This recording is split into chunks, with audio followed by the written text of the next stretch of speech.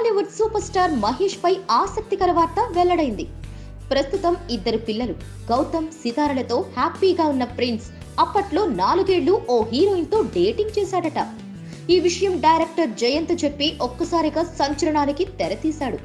అయితే ప్రిన్స్ పెళ్లి చేసుకున్న నమ్రతతోనే మహేష్ డేటింగ్ చేశాడని చెప్పి అందర్నీ కూల్ చేశాడు. పెళ్లి తర్వాత నమ్రత సినిమాలకి గుడ్ బై చెప్పేసింది. వీళ్ళిద్దరి లవ్ స్టోరీ వంశీ మూవీతో మొదలైందన్న విషయం అందరికీ తెలిసిందే.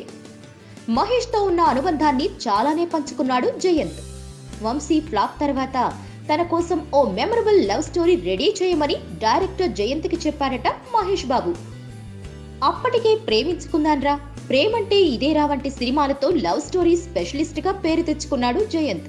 ఈ క్రమంలో మహేష్ బాబుతో టక్కరి దొంగ లాంటి యాక్షన్ ఓరియంటెడ్ ఫిల్మ్ చేశాడు. కానీ Mahesh Babu దృష్టంతా love story subject పైనే ఉంది.